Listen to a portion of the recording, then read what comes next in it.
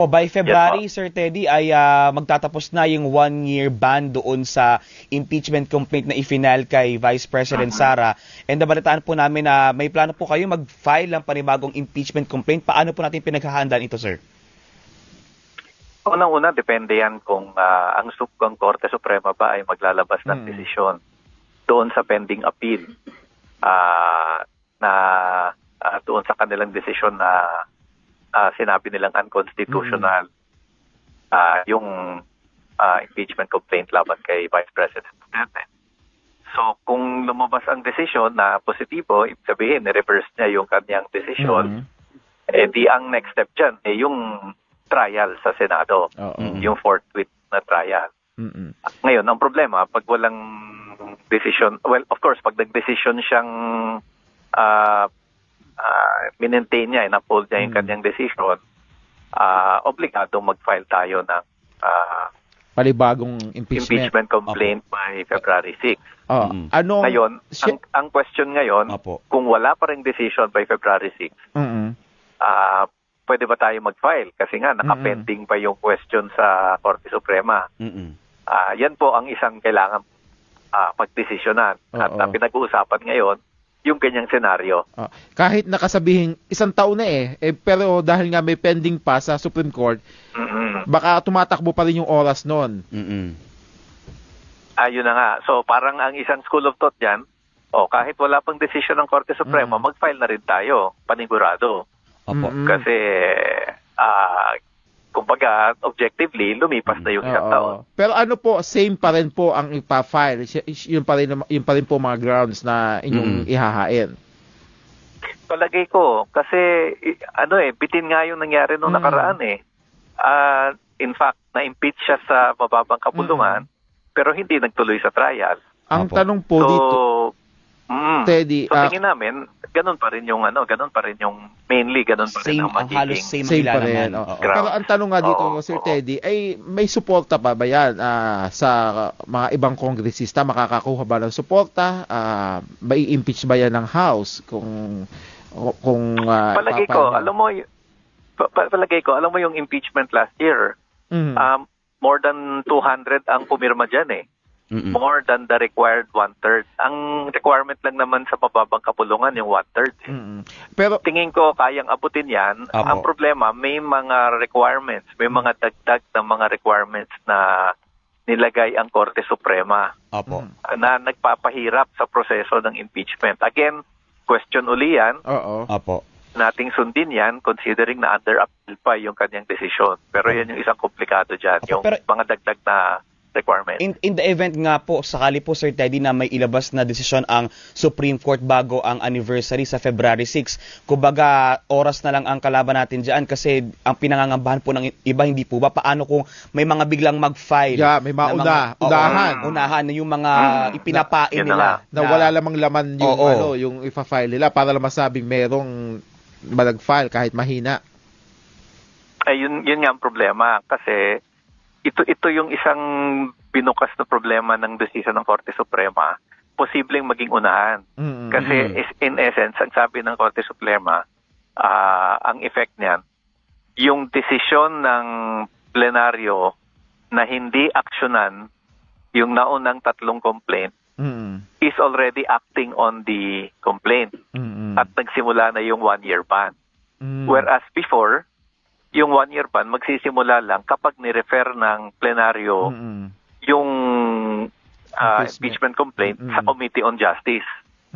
Ngayon, dito, ang sabi ng Korte Suprema, dahil hindi nyo ni-refer, yun na yung action ninyo and therefore, na-initiate nyo na. So medyo yun, nagbubukas ng interpretasyon na unahan lang yan. Kaya nga. Pero kayo, sa grupo nyo, naka-ready na talaga yung ipa-file nyo? Basically, it will be the same complaint. Kung may madadagdag man dyan siguro, ilang detalye na lang, pero ang grounds kasi namin, particular yung second complaint, nakafocus kami doon sa confidential and intelligence funds. Kasi well-documented talaga doon, mismong ang Kamara ang nakakuha ng mga ebidensya, resulta ito ng ilang hearing doon sa Committee on Good Government, Kaya palagay namin, yun ang pinakamatibay. Pero Oo. may ibang mga grounds din na tingin ko matibay. Halimbawa, yung pagkuha ng isang assassin para patayin ang presidente, presidente, first lady at speaker of the house. Seryoso ring aligasyon yon. Pati yung bribery doon sa mga Department of Education officials. Ay ngayon po ay malakas pa rin si Vice President Sara, yung kinatatakutan ng ibang mga congressman katulad nung nakaraan. Ano sa tingin nyo na anong magpapakumbinsi dito sa mga kongresista na sila ay pumirma pa rin, na suportahan yung impeachment complaint nyo? Bago na ang hanin ng House ngayon kasi nag-election eh. Tapos nung nakaraang impeachment complaint, naging issue pa yung nagkaroon daw ng bayaran, ng suhulan, kaya pumirma lang. Unang-una, ang issue naman ng impeachment, hindi usapin yan kung malakas ka o hindi. Tandaan natin, si Pangulong Joseph Estrada noon, napaka-popular din. Pero nagtuloy-tuloy yung impeachment. So, ang usapin kasi dito, in the first place, may ginawa bang mali at meron bang ebidensya. So, dahil dyan, magka-file tayo ng impeachment. Ngayon, problema na ng mga senador at congressman yan, kung sila ay magbubulag-bulagan, but obligasyon po ng mamamayan mismo na ireklamo kung meron mang ginawang mali. Of course, yung nangyayari ngayong paglaban ng taong bayan sa corruption, makakadagdag yan ng pressure. Kasi, siyempre, corruption din yung issue kay Vice President Duterte. At yung pananagot, yung panawagan ng taong bayan, lahat ng sangkot dapat managot, kasama ang Vice Presidente dyan.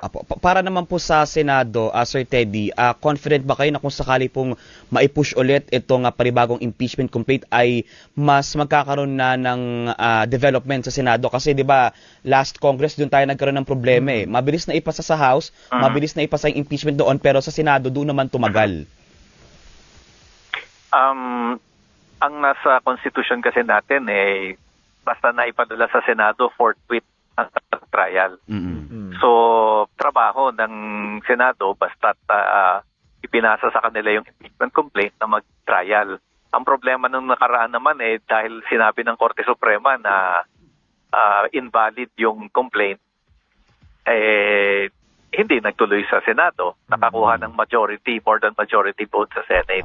Pero with the current... Pero palagay ko, with the current leadership ng obligado Senate, silang mag-hearing. With the current leadership of Senate, sir, do you trust na kahit pa paano mas ma-honor yung forthwith na pinag-uusapan natin? Yes, kasi nakita na nila kung ano yung naging reaction ng publiko dito, at saka kung walang Supreme Court na magsasabing invalid yung complaint, obligado talaga sila. Ngayon, ibang usapin pa kung i-convict nila. Okay. Sir Teddy, maraming salamat po at good luck po sa inyong... Tingin ko, importante, pag nag-trial kasi, lalabas ang mga ebidensya, lalabas ang mga testigo, at mas lalong hindi maikukupli kahit ng mga kakampi ni Vice President Duterte sa Senado, yung kanyang mga pananagutan at pagkakamali. And I think yan ang talagang pinaka-inaabangan ng mga nag-abang doon sa hindi natuloy na impeachment trial. Sir Teddy, maraming trial salamat naman po. Talaga. Good luck po sa inyong magiging preparation at hopefully po kung ano man magiging development ay makapag-respond po kayo ng naaayon sa timeline na itinakda po. Salamat po, Sir Teddy. Salamat din po.